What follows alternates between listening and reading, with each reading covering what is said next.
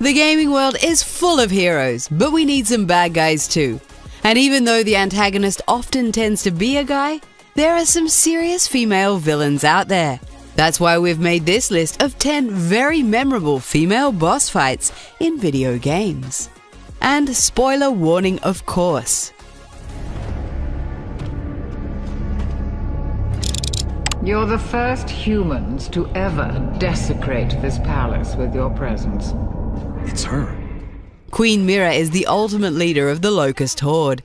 During the entire Gears of War trilogy, she was the brains behind all the attacks. She pledged to have the Locust Horde come out of the war victorious. But her efforts were in vain. In the final battle on Azura, she kept coming back, even when the Hammer of Dawn was deployed against her.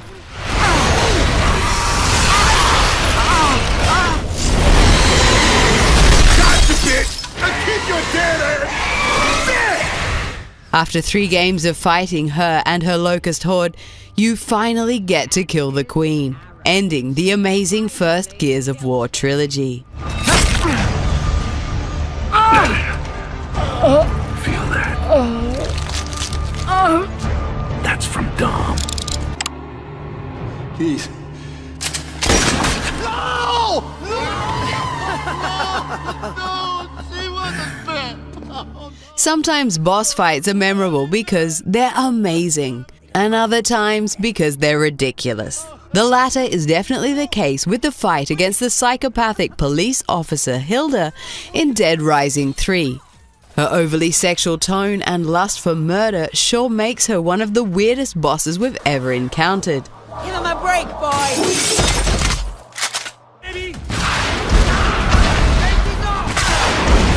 The fight itself is very mediocre, as it's all about chasing her, killing zombies, and pumping her full of bullets. The highlights of it are all the interactions between Hilda and the main character, Nick.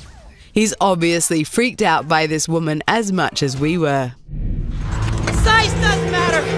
Big boy! She makes a couple of bad jokes right before she dies. Now that's a woman we can get behind. Oh, that's not fair. I finished first. Cereza. Bayonetta. Time is of the essence. This can wait no longer. Even though Diane ended up being an ally of Bayonetta, her role as an antagonist in the first game sure is memorable. She's an Umbra witch herself, putting her skills on the same level as our heroine Bayonetta. The most memorable thing about it is that she keeps coming back, over and over again.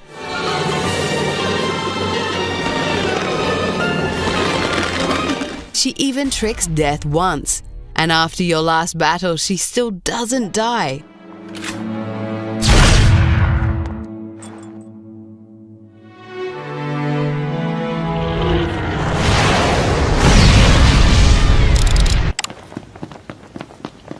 Quite early in Final Fantasy XV, you're infiltrating a base where you mix stealth, combat, and platforming. The fights at this level are pretty tough, and when you think your mission is done, this female boss attacks you out of nowhere.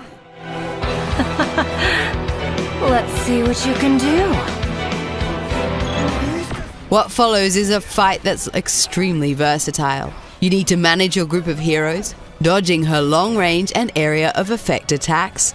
The fight moves all over the base and even goes vertical.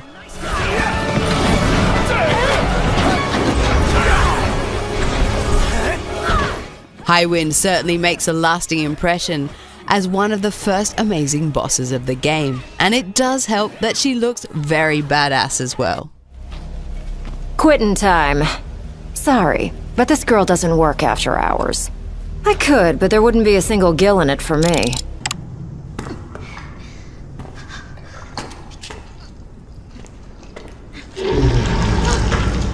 Resident Evil Revelations brought back the horror elements that were missing in the 5th and 6th installments. In Resident Evil Revelations, you play as Jill Valentine, trying to find Rachel. But you're too late, because when you find her, she turns into a zombie. Oh shit, Jill, what's wrong? I found the target, but she's a zombie. What happens next is a super interesting fight with lots of hide-and-seek elements. You take her down over and over again, but she keeps coming back. Rachel Foley is a very creepy antagonist, and the fact that she keeps coming back makes her one of the more annoying additions to this list.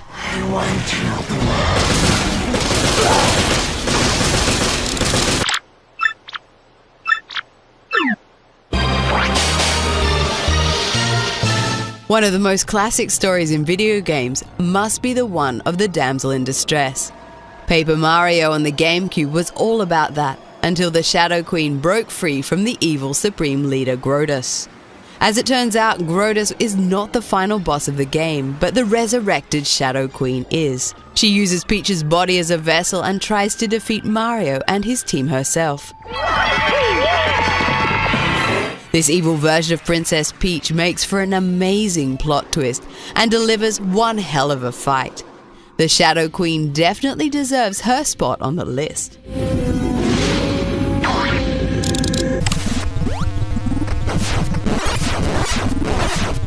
The fact that you were playing as a girl all along was a huge surprise in the original Metroid. But the biggest, baddest final boss in both Metroid and Super Metroid was also a woman. Mother Brain. Well, physically you can't really tell, but this gigantic mastermind with spikes coming from her brain actually is a she.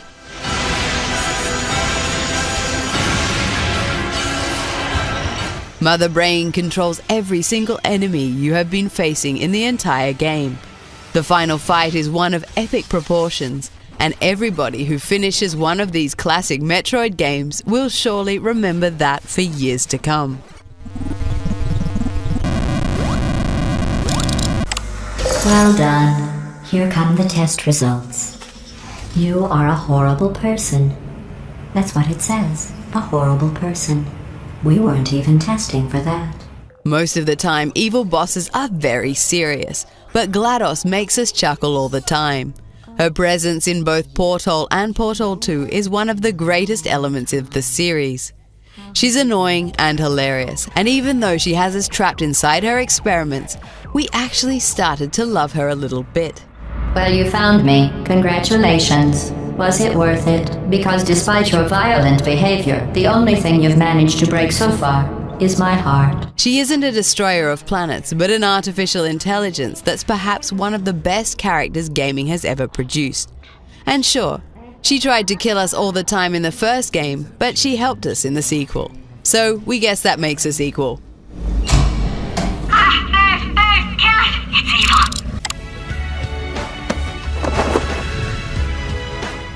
The Metal Gear series is home to one of the toughest women ever in the history of video games. The boss is the final boss in Metal Gear Solid 3 Snake Eater. Throughout the game, Naked Snake, who used to be her student, repeatedly encounters her as he was ordered by his superiors to kill her. Her sense of duty is remarkable, and therefore, her words in the final battle are even more touching. Let's make this the greatest 10 minutes of our lives, Jack. Boss? You're a soldier. Finish your mission. She has fulfilled her mission and died after one last fight with her apprentice Snake. Without a doubt, this is one of the more touching battles in gaming. There's only room for one boss and one Snake.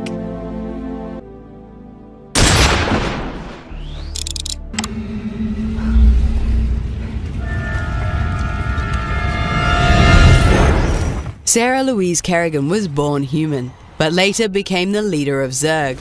She now seeks dominance over the galaxy.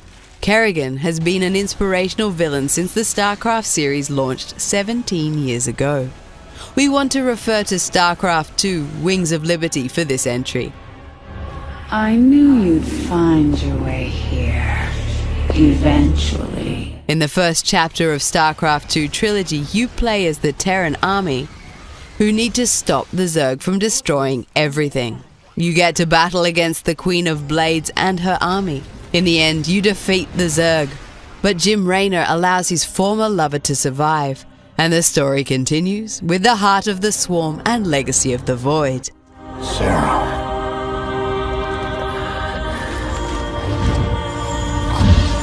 These are 10 very memorable female boss fights in gaming.